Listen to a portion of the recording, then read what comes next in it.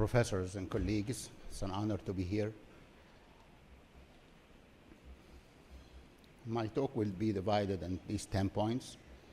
Landmarks in carotid artery disease, from the first carotid endarterectomy to the 𝗓𝐻𝑖D and the ACAS, and then the 𝗓𝐵, the �CREST, and the ongoing �CREST-2 trial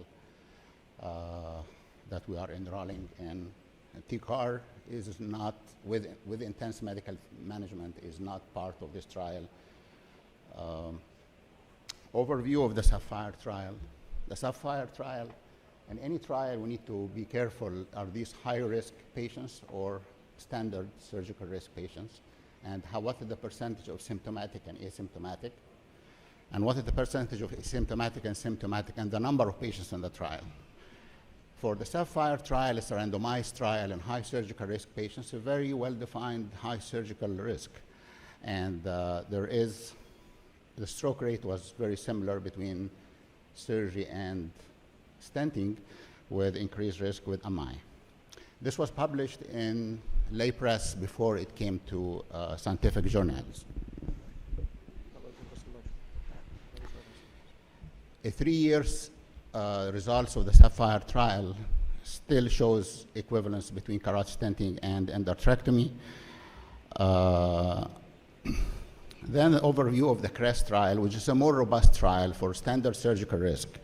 The stroke rate is double in the carotid stenting versus the endarterectomy, with at the cost of some increased cranial nerve injury and MI comorbidities in the endarterectomy.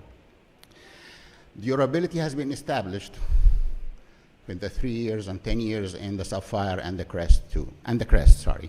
I have a personal bias from 1 or 2 cases of stent fractures type 4 in one patient from a fall, so I'm not sure about this durability thing.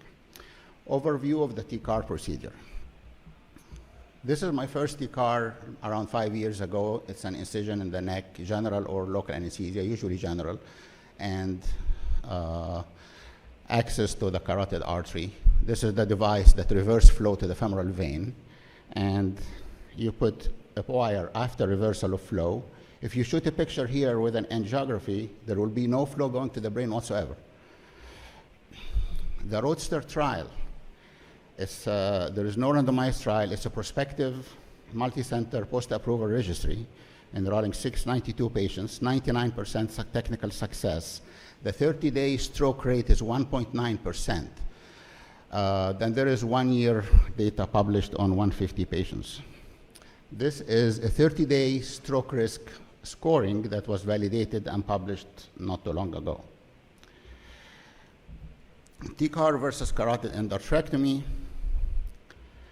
If you see here in the VQI TCAR and the VQI carotid endarterectomy, it's a good number of patients, and the 1.4% risk of stroke with TCAR and 1.2% with carotid endarterectomy, and the Roadstar trial is 1.4%.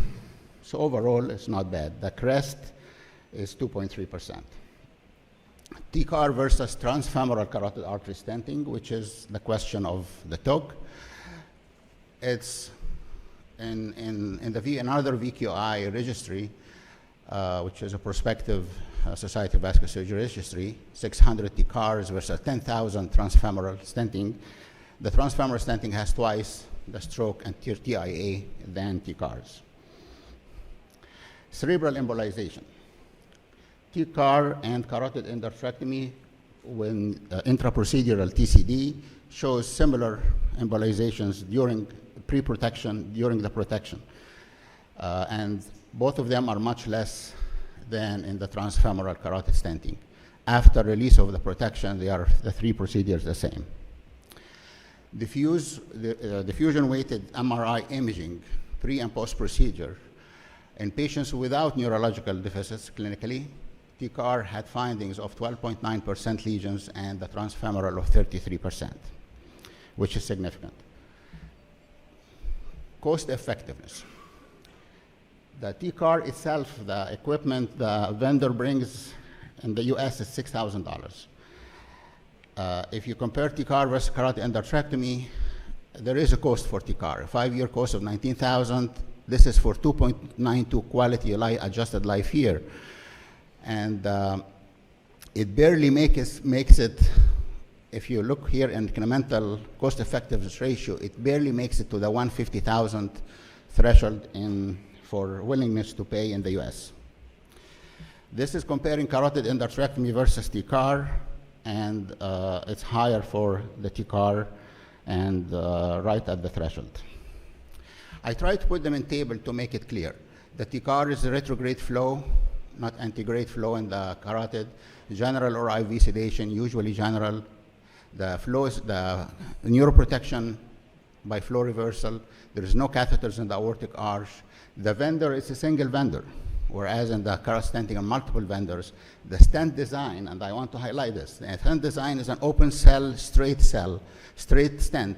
In the stent design and the transfemoral carotid stenting are multiple stents, closed or open, straight or tapered.